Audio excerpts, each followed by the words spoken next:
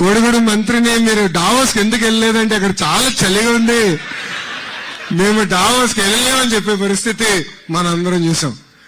ఎంత చల్లగా ఉన్నా, ఎంత వేడిగా ఉన్నా తెలుగోల కోసం అహర్నిశలు కష్టపడే ఏకైక వ్యక్తి గౌరవ ముఖ్యమంత్రి శ్రీ నారా చంద్రబాబు నాయుడు గారు.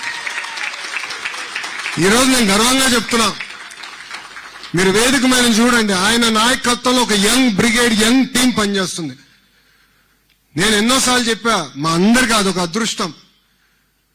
4 దశాబ్దాలుగా, క్షమించాలి 5 దశాబ్దాలుగా ఆయన రాజకీయాలు ఉన్న వ్యక్తి, అన్ని చూసిన వ్యక్తి. ఒక అద్భుతమైన మెంటరింగ్ మా అందరికి వస్తుంది.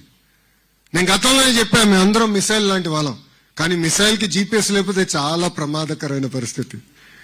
యంగ్స్టర్స్ వేదిక మీద ఉన్న ముగ్గురం మేము మిసైల్స్, గౌరవ ముఖ్యమంత్రి చంద్రబాబు నాయుడు గారే మా అందరికి జీపీఎస్. అందుకే ఆయన నాయకత్వంలో మేము పనిచేస్తూ, ఈగోలు లేవు, ఎలాంటి ఫీలింగ్ లేవు, ఒకే ఒక లక్ష్యం. ఆయన ఏ విజన్ అయితే రూపొందించారో అది సాధించేదానికి మేమందరం అహర్నిశలు కష్టపడుతున్నాం. దావోస్ లో చలిగా ఉంటది కాబట్టి మేము వెళ్ళలేదు అనేటువంటి మాట చెప్పినట్టుగా ఒక తప్పుడు ప్రచారాన్ని లోకేష్ వారి తాలూకా భజన బృందం అంతా కూడా చేయడం మొదలుపెట్టింది. నేను ఈరోజు ఛాలెంజ్ చేస్తా ఉన్నా, లోకేష్ వస్తాడో లేకపోతే వాళ్ళకి మిత్ర బృందం వస్తుందో లేకపోతే వారు చెప్పినటువంటి వారు వస్తారో, నేను దావోస్ వెళ్ళినప్పుడు అక్కడ చలిగా ఉంటుంది కాబట్టి మేము వెళ్ళట్లేదు అనేటువంటి మాట ఎక్కడన్నా అని ఉంటే, ఎందుకంటే మీరు అందరూ ఆ రోజు ఉన్నారు, నేను నా పత్రికా సమావేశం ఇక్కడ ఉన్నటువంటి వారు చాలా మంది ఉన్నారు. ఎక్కడన్నా అనున్నట్టు చూపిస్తే నేను రాజకీయాల నుంచి మానేస్తాను. ఛాలెంజ్. నేను 40 సంవత్సరాల వయసు, నాకు ఇంకో 20-25 సంవత్సరాలు రాజకీయం చేసేటువంటి అవకాశం ఉంది. ఇదే లోకేష్ ఇదే ప్రపంచ వేదిక మీద, ఇదే జ్యూరిక్ లో, డావోస్ లో ఏదైతే నిన్న ప్రకటన చేశాడో, నా మీద ఆరోపణ చేశాడో, అది కానీ నిరూపించేటువంటి ఆ శక్తి ఆయనకు ఉంటే, నేను మాట్లాడినట్టుగా ఎక్కడన్నా ఆ విజువల్ చూపిస్తే, నేను మాట్లాడలేదనేటువంటి విజువల్స్ మీ దగ్గర ఉన్నాయి. ఎందుకంటే నేను మాట్లాడిన టోటల్ కంటెంట్ అంతా కూడా మీ రికార్డింగ్స్ లో, ఈ యూట్యూబ్ లో ఎక్కడ కావాలంటే అక్కడ దొరుకుతాయి.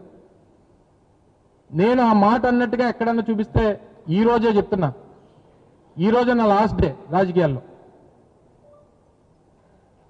నిరూపించకపోతే నువ్వు క్షమాపణ చెప్తావా? నీకు ఆ ధైర్యం ఉందా? సిగ్గు అనిపించట్లేదు నీకు? ఒక ముఖ్యమంత్రి కొడుకుగా ఉండి ఈ ఫేక్ న్యూస్ ని, ఈ ఫేక్ వార్తల్ని, లేకపోతే ఈ కట్ కాపీ పేస్ట్ మెటీరియల్ తీసుకుని వచ్చి తప్పుడు ప్రచారం చేసి